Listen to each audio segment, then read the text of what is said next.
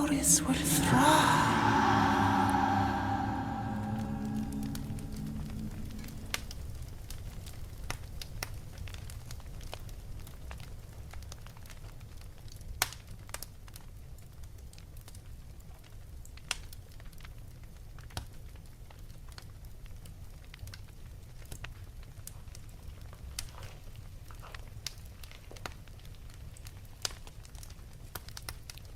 Welcome to another video by the Blue Tongues of Hell for some more Elder Chronicles.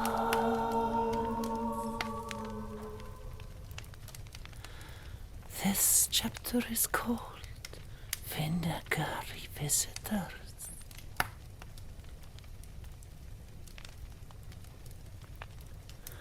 Lapis blue flames crackled quietly inside the howling cauldron while Hilda slept beside it, holding her leather pouch close to her chest like a precious doll.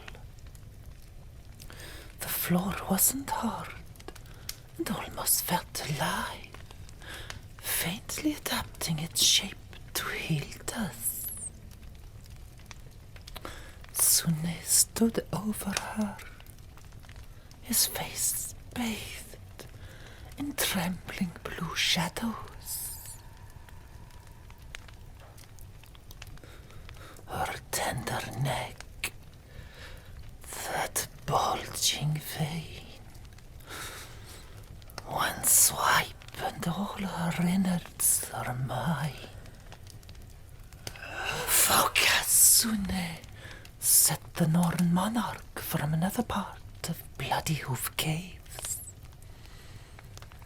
Feel the life flowing along her veins, but cherish your implacable determination to control your urges. It would be easy to give in to that unstoppable desire and slice those lips and suck out every last drop of red delight she has left. It would be intoxicating to eat her alive, sink your fangs into her feet, her thighs, her cheeks. Stop! What are you trying to make me do? Sunne said telepathically. He flexed his muscular skin that twitched and began to tingle. Control yourself. Crush your emotions. The wolf must be tamed before letting it run free. You must remember this, Torment, when your deadly power is really needed. And then you can open the blood gates.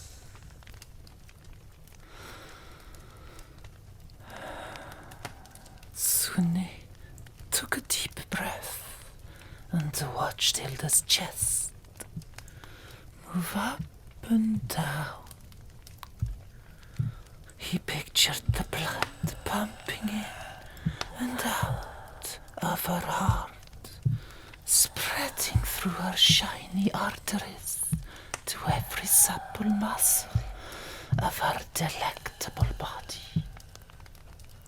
He could sense the sound that blood makes when it trickles down every vein. He closed his eyes to wash away the carnal promise of ecstasy and slowed his own heartbeat to repeat the Nornish words of old.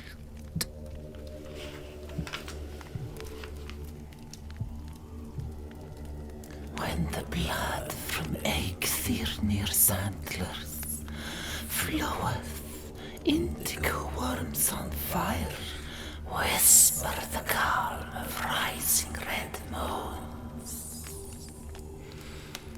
When he opened his eyes, he met Hilda's terrified gaze.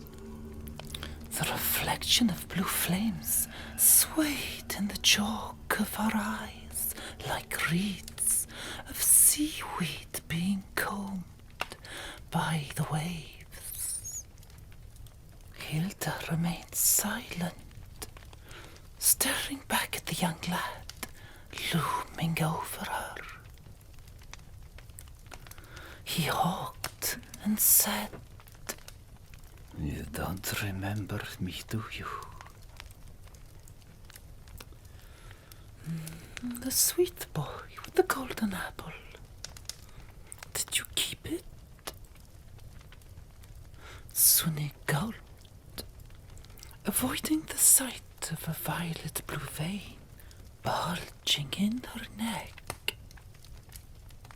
No, I didn't need it. But I am a bit disappointed, to be honest, that you would forget about me so easily. Hilda scratched the space between her dark eyebrows and sat up. I'm not sure I follow. I think I would remember a boy such as I. I haven't changed much, have I, Hilda? Hilda was struck by a childhood memory of a blonde 6-year-old boy running along a stream, chasing 2 large owl feathers, racing towards a waterfall. Hilda had tripped when trying to keep up with the feral child, and had fallen into the surprisingly deep stream, dangerously cascading forwards.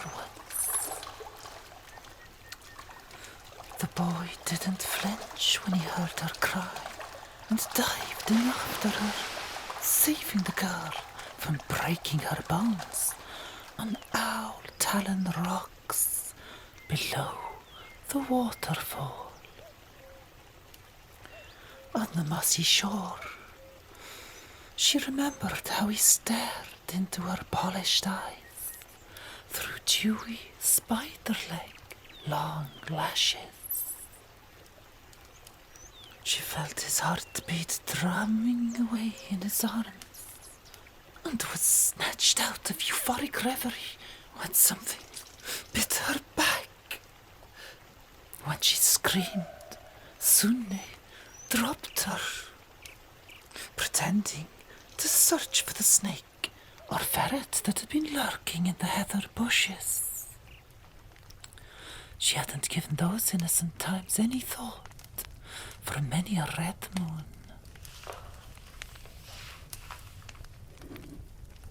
I had completely forgotten about you, like you'd never existed. Susu, said Hilda, holding back the tears. I don't blame you, Hill. Losing Skeggold like that would break the strongest of men. But you left me.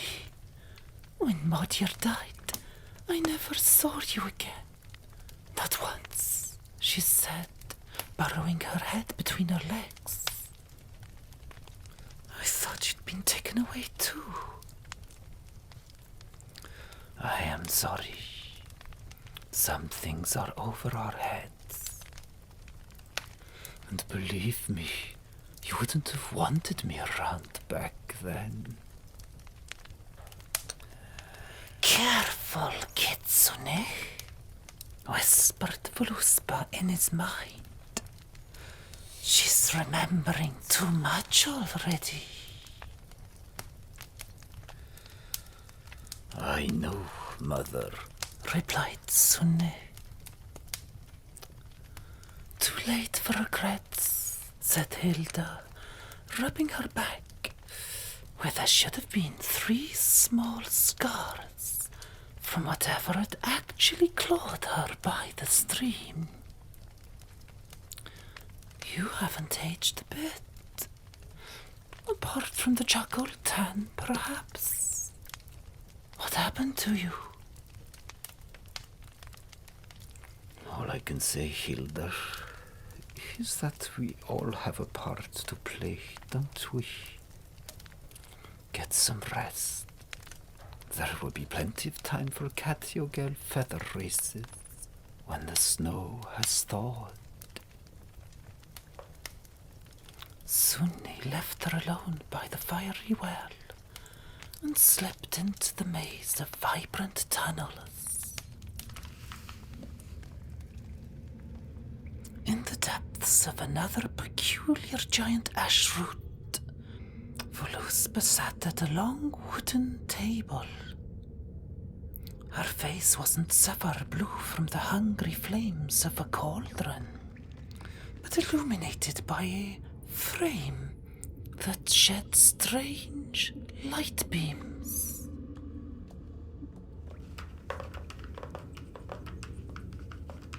Voluspa tapped away on something flat and grey and frowned when her neck began to itch. Not now, she said to nobody, peeling off withered skin. Kara, fetch me a live one, Voluspa said telepathically to her loyal Drog and Norn guardian of the second well. Kara heard the Norn monarch's call and immediately left the fox kit she was feeding in a forest den deep underground. As you wish. The state they are in, I doubt they will even notice.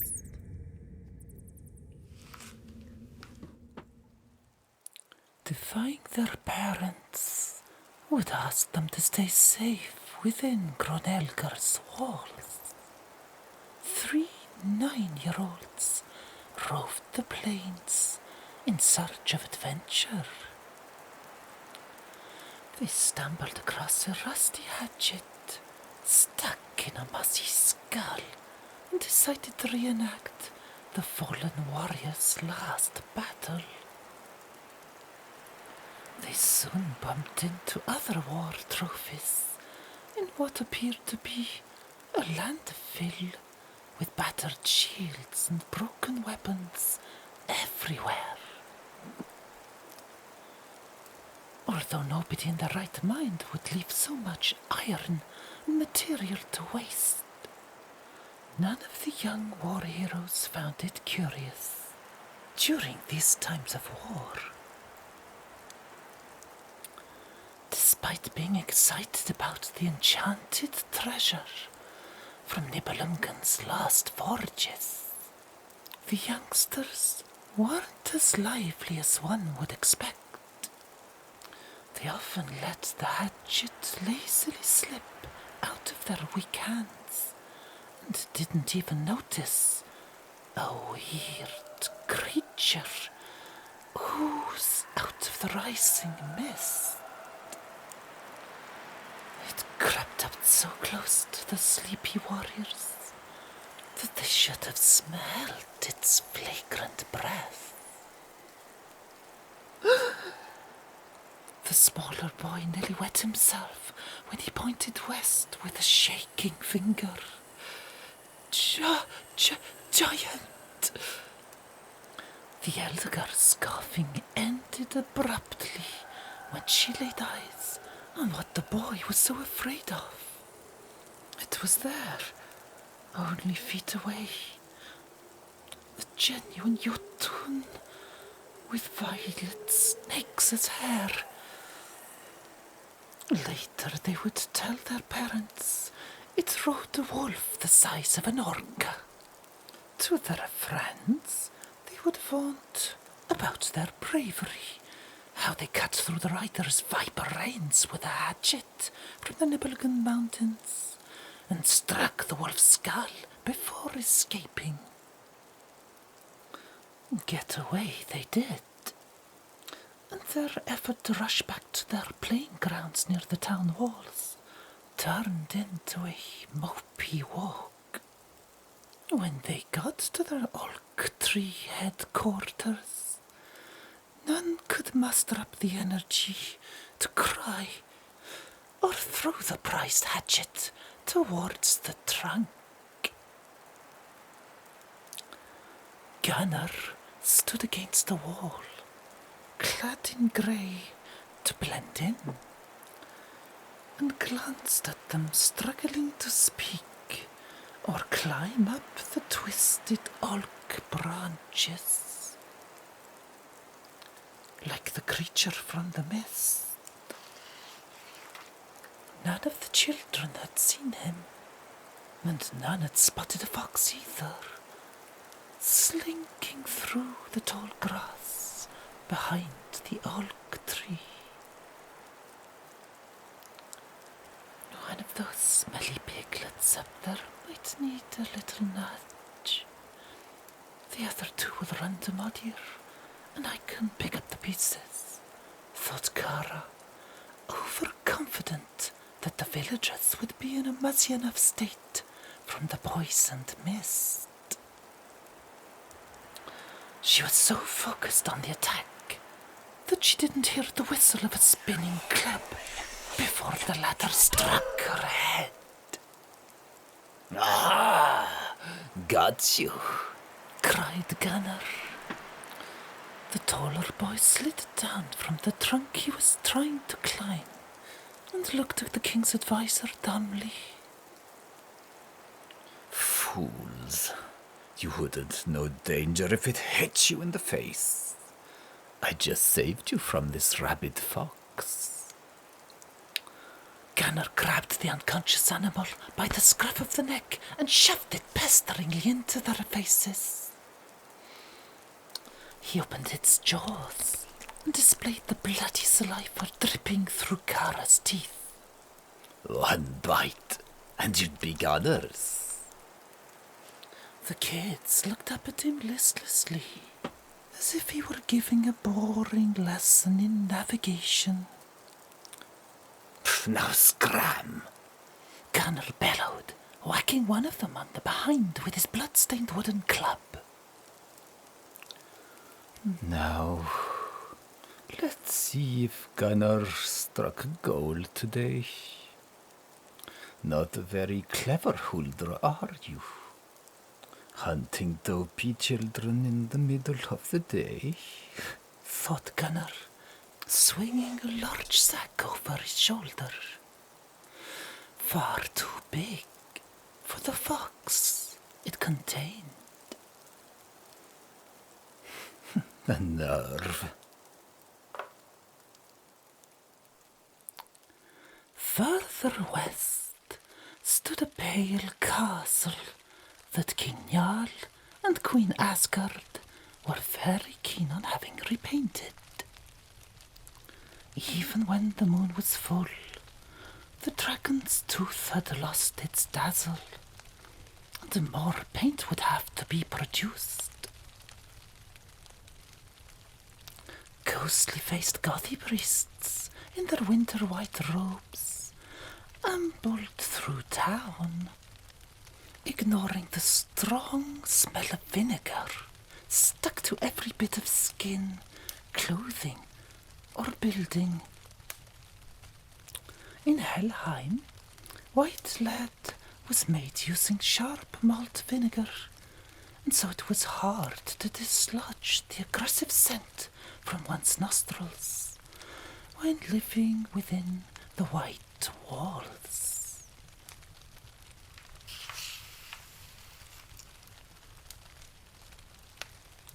The king stood before the castle's main door, leaning on his great hammer of death, the highly coveted Mjolnir. He tapped the obsidian handle impatiently as he and the queen waited for the Gothy to arrive. It wasn't an ordinary day for the populace of Helheim. The day before every full moon, the Gothi would flock into town to spread the protection of money and soul. Their mere presence was meant to cast away seeds of evil and ill omens, in exchange, of course, for a series of offerings. The donations came in all shapes and sizes, and at all times of the day. One of the Gothi's most popular rewards was the Wheater lead pigment. The priests were also keen on painting their sacred stones white, as well as their faces. The Helheim warriors did so too, although only halfway down from their foreheads to their lips, to differentiate themselves from the pale priests. The Gothi completely hid their often scarred and damaged skin with the white lead paint which gave them that distinctive look, quite similar to the full moon they worshipped. Asgard gave her husband a concerned look. He won't be coming, will he? Njal raised his eyebrows and grunted. Just then, a red-headed crane flew off a cozy rooftop, and the Gothi filtered out of the alleyways like white warrens, filling up the courtyard. Jarl's son did not show up. The lad hadn't attended any of the last ceremonies since King Njal couldn't remember. He wished he could be with Hedil, rather than dealing with the greedy Gothi priests. But he still raised the mighty hammer with 2 hands and welcomed the worshippers of the moon and sun into his castle. Many vats of wine and ale would have to be sanctified before moonrise. And for Njal and Asgard, sunrise couldn't come soon enough. One of the priests interrupted the king's short speech by dragging a woman by the hair to the royal couple and dumping her on the floor. Njal knew the woman from occasional lonely nights and gripped his hammer tight, dreading what the Gothi were up to. They liked to make a scene, but he wouldn't let them bring him into it. King of Helheim, Njal of the Death Hammer, loyal disciple of money and soul. We know you share our beliefs and values. We seek to uproot all evil, as you and the Queen surely do too. And on our way through your white sanctuary, we stumbled across this abject sinner. The Gothi priest kicked the woman on the floor and spat at her, which was considered an act of clemency amongst the Gothi. The purifying white saliva hit her forehead and dribbled over her eyes. Despite her dreary state from the perpetual battle against the Vanaheim, Yrsa stood up in proud defiance, wiped her face, and glared at the king. The latter felt his heart jump, and he nodded to the Gothi priests. 2 of them held her steady, while another drew a short blade to cut off Yrsa's clothes. Yrsa's fierce complaints didn't stop the priests from slapping her bruised skin with white paint until her body was completely covered. She tried to splutter a few last words, and the priests gagged her. I understand this villager may have strayed from the holy lifestyles you must lead in the sacred mountains.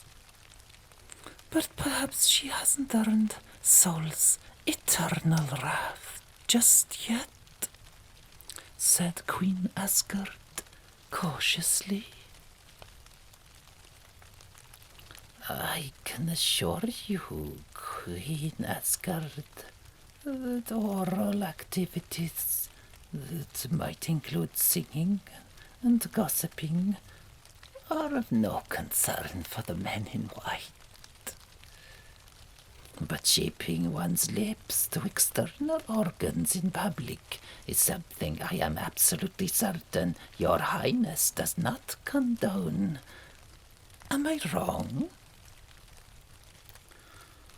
She claimed to be keeping a customer warm in winter. The king didn't want to let the queen reply, and the Gothi spokesman also gave the impression that he was about to untie Yrsa's gag to ask for her opinion on the matter as well.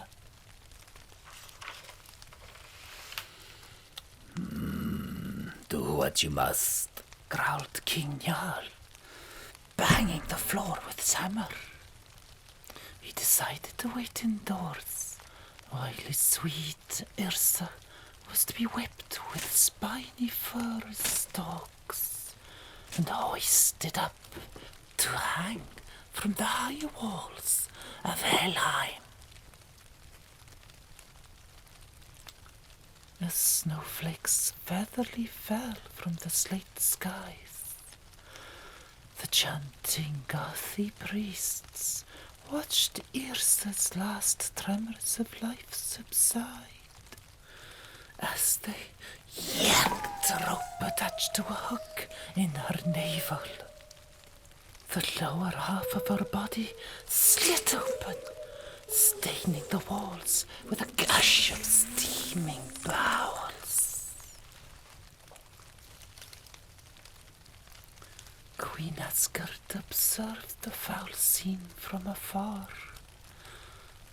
She was as eager as Njal for the Gothi to leave them in peace, but couldn't help notice how her husband had intervened, preventing her from speaking her mind. Queen Asgard was well aware that the king knew how much she loathed being silenced, especially by men, and suspected that his strange lack of concern for Yrsa's fate had some other meaning than irritation or impatience with the priests. She pursed her lips, gazing right through Yrsa's youthful, dying body, and thought of how many pots of lead paint it would take to clean up the Gothi mess this time.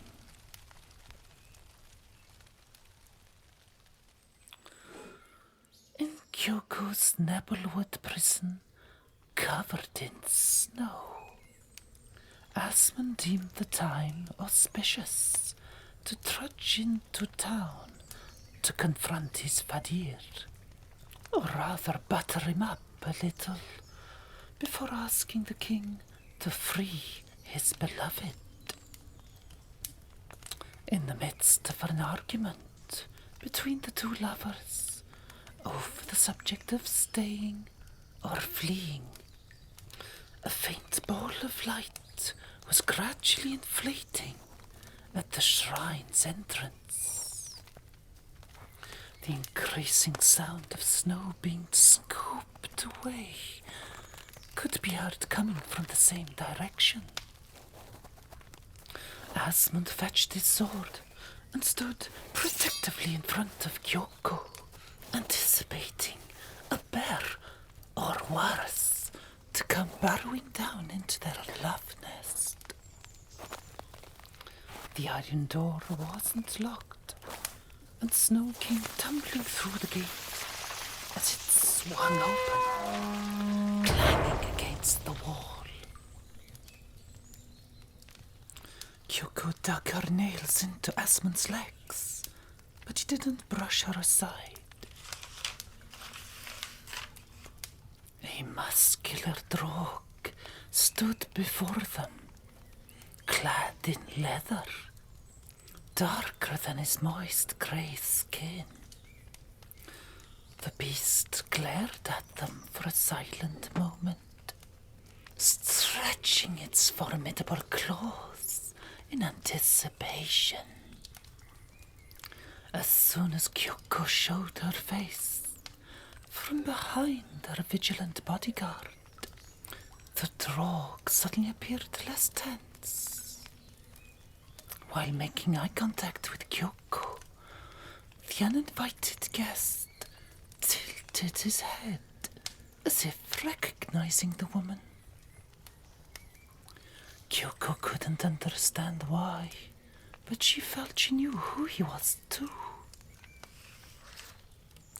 Asmund spotted an opening and roared at the intruder, swinging his sword.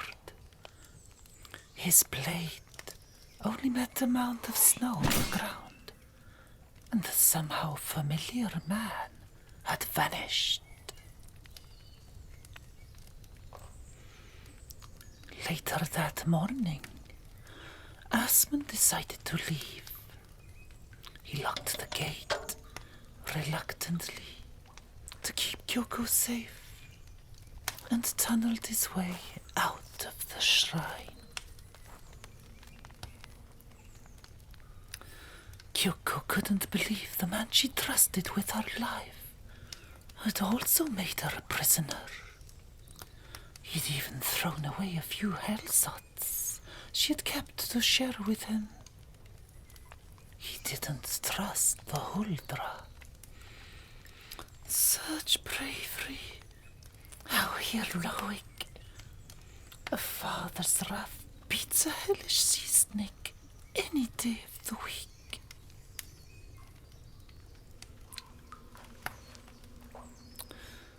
Days might have passed, and Kyoko wouldn't have noticed. She stared at a wall for hours after Asmund's departure and began to boil inside. They can all go to Jigoku for all I care. The lot of them. Her blood froze when her blurry gaze came into focus, and she saw a great beast crouched beside her. The same dark creature she had seen that very morning before Asmund left her here.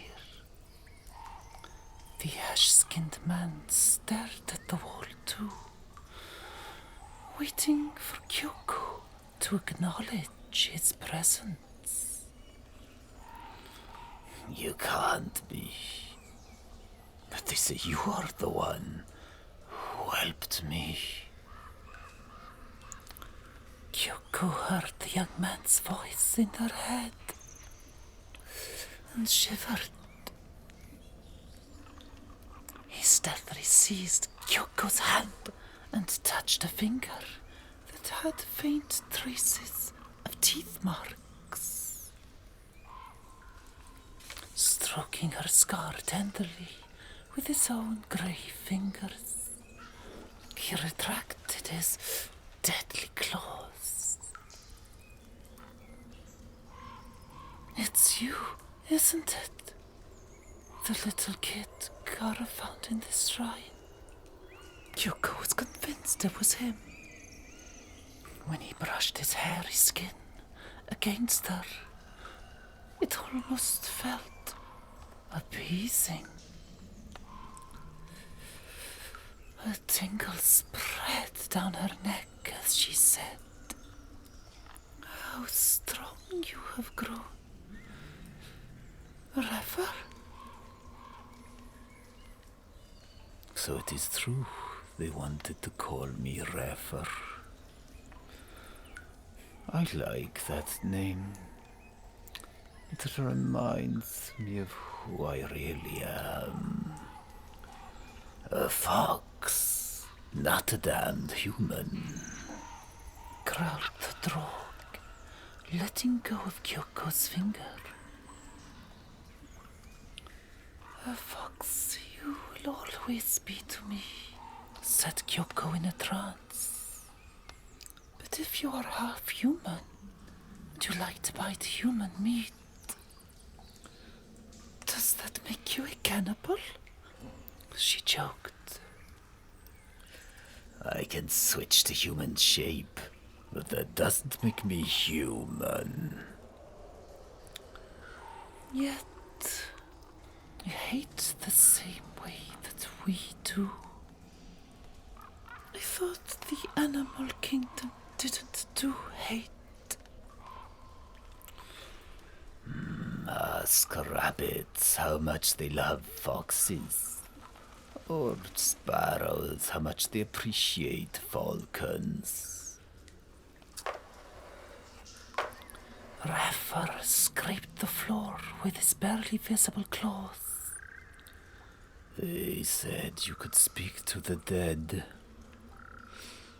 If you see her again, tell her.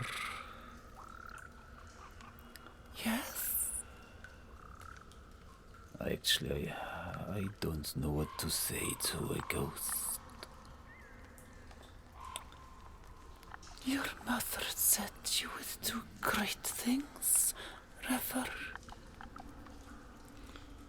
Well, let her know. I'll just make them pay.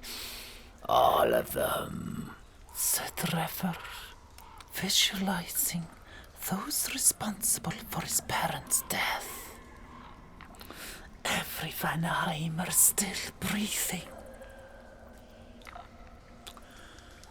"I know what it's like to feel that way," said Kyoko, feeling embarrassed to be so angry at Asmund and his sister. "It's been consuming me for as long as I can remember." if you knew what it was like, then you wouldn't still be here, my dear. Refer switched to his red fox form and belted out of the shrine, getting away as quickly as he could before feeling the urge to bite her neck.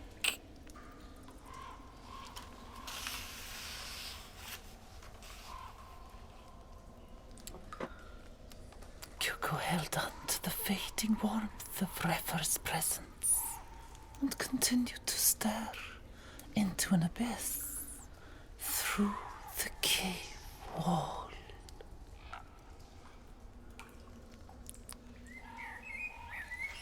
Hedil carefully led his horse through the woods, trying to spot any Vanaheim villagers. No berserkers from Vanaheim in sight, thank Odin. When he passed Summon Rock, the great dead elm tree, and finally arrived where the mossy hills should have been, Hedil felt disorientated. The swale and the pines had gone. Without losing his composure, Hedil realized the heavy snowfall must have filled it up. The thought of missing a rendezvous with Hildur was intolerable.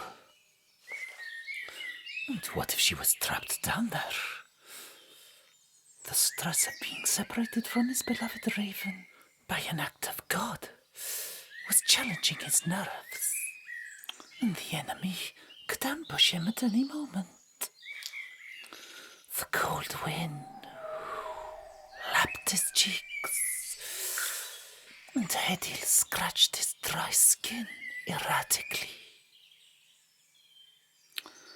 A dugout hole in the snow built his hopes up, and he didn't even see the trickle of blood he had left behind from the claw marks on his face. Hedil cautiously crept down the tunnel of snow and retrieved the rusty key from an inside pocket. The air was slightly smoky, and the prison was warmer than it usually was in winter. Hilda must have been here recently, he thought, with a rush of excitement, hurrying to get the gate open and check for any etched signs she may have left for him on the western walls. In the gloom, he couldn't see any secret symbols alluding to a meeting place or a date that would be shaped according to the coming moon phases or weekdays. His heart sank. He knew he was too obsessed with his forbidden lover, and he hadn't bothered to check his surroundings for possible threats. The cave was often abandoned, but it was a prison after all, and any deluded maniac could be locked up here.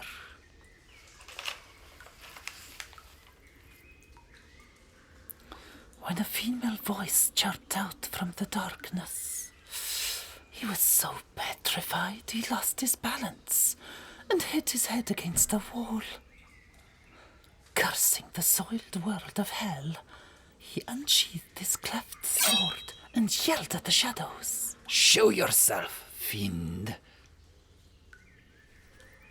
Kyoko was amused by the situation and giggled like a little girl. She'd been through way too much to care about another angry Norseman with a blade. "What do you want?" she asked, as if he were just another queued-up visitor. When the unusual woman walked into the pale blue light, Hedil took 3 steps backwards. "No, I am not a witch. But please, feel free to kill me if that's what Asmund has sent you here to do." Hedil was startled by the fearless prisoner with a curious accent, but felt no imminent threat. He made a calming gesture with his left hand and put his sword to rest. The prince put you here? But who are you? Ningyo. He fished from the sea. Kyoko mentioned her travels and how Vanaheim had treated her. Hedil was fascinated and wanted to know more. But he knew he couldn't allow himself to stay any longer in this snow dungeon. Before Hedil left, Kyoko told him to wait and tore a piece of colorful yukata fabric to tend to Hedil's scratched forehead and cheeks. The caring gesture convinced him to go ahead and take a jab at his enemies.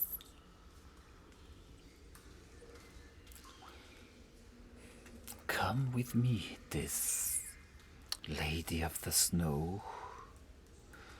There is much more to this island than rotting in prison, I can assure you.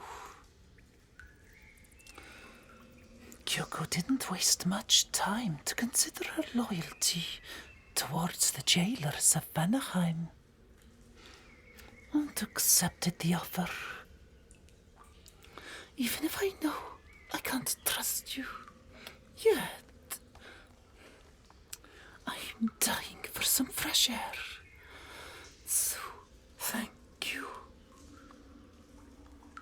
Hedil, son of Njal and Asgard, at your service, replied the young man, scribbling a first quarter moon over a horizontal line.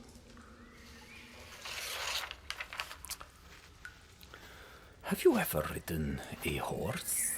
Asked Hedil, helping Kyoko out of the snowy passage.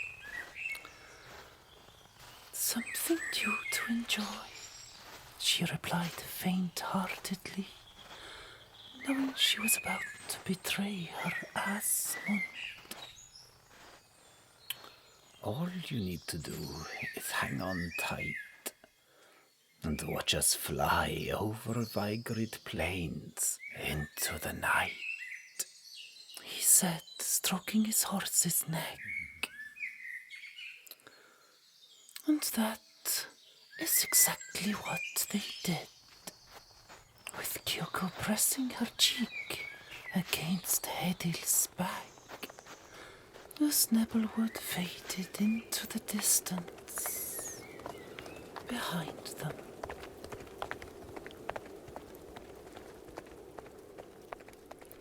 See you soon for the next chapter of